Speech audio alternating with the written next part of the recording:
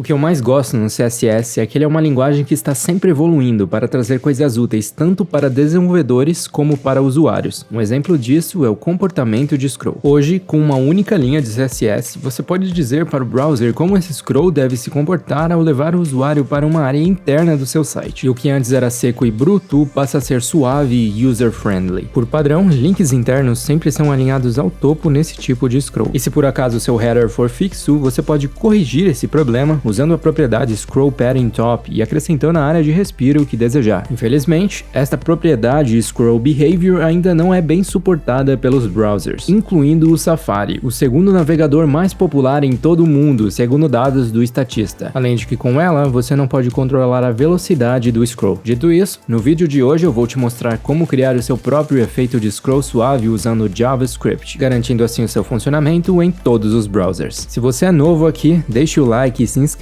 e pegue o código-fonte deste projeto no meu GitHub. Nele, nós temos um index.html, com nada demais, apenas um link para um arquivo de estilo no CSS e um arquivo chamado app.js, que iremos deixar vazio para fazer do zero. Quando você tem uma hash em uma tag A, e o usuário clica nesse link, o HTML por padrão pula direto para o ID que referencia ela. Nesse caso, são as nossas sections. Vamos começar então identificando o clique no menu. Para isso, vamos definir uma variável constante chamada MenuLinks e selecionar todos os links através do document com querySelectorAll. Esse método seletor funciona como um seletor de CSS, então podemos chamar por .menua, já que menu é simplesmente a nossa classe CSS presente no HTML. Vamos ver o retorno no console. Podemos ver que ele já está selecionando todos os As do nosso menu. Entretanto, se tivermos outro tipo de link aqui, um link externo, ou seja, um link que leva para fora do nosso site, não faz sentido ele ser selecionado junto, afinal, não haverá comportamento de scroll nele. Lembra que eu falei que querySelectorAll funciona como um seletor de CSS? Então, ao invés de usar o seletor de descendente, podemos usar o seletor de atributo e selecionar apenas os hrefs que começam com um hash e por isso o acento circunflexo antes do sinal de igual. E agora observamos a exclusão de links externos em nossa seleção. O que queremos fazer agora é identificar o clique do usuário em cada um dos links, e para isso usamos o método forEach, com a chamada para a função addEventListener recebendo um clique. No nosso console, vemos que também está funcionando. Vamos substituir isso então por uma função que iremos criar chamada scrollToSection. scrollToSection tem acesso ao evento, que no caso corresponde ao do clique. E se tem acesso ao evento, podemos prevenir o padrão dele, removendo assim a hash de nossa URL e o próprio movimento padrão e brusco de scroll. Para isso usamos preventDefault, e o resultado, como esperado, é que o padrão não acontece mais. Em Event também temos acesso à propriedade Target, que mostra simplesmente o alvo do clique, nesse caso, o elemento A. Esse elemento possui o atributo href. Vamos então definir uma const chamada element, que será o nosso elemento, e puxar o valor de seu atributo no JavaScript em uma nova const abaixo, usando o método getAttributeHref. Observe que esse valor é o mesmo valor do ID de cada uma das seções no HTML. Então, a partir dele, podemos referenciar a nossa seção usando o método querySelector. Em querySelector, novamente como no CSS, poderíamos selecionar um ID qualquer escrevendo aqui hash sobre, por exemplo. Mas usando a const ID, ele irá selecionar de uma forma dinâmica. Afinal, o ID muda sempre que mudarmos também o alvo ou target do clique. No console, vemos agora que cada elemento A está referenciando sua section correspondente. O que queremos fazer agora é saber a distância entre uma section e o topo do site. Esse dado é relevante por motivos que iremos ver a seguir. Mas, para descobri-lo, é muito simples, basta acessar a propriedade offsetTop. O valor retornado é em pixels, que, por motivos óbvios, aumenta à medida que a seção está mais longe.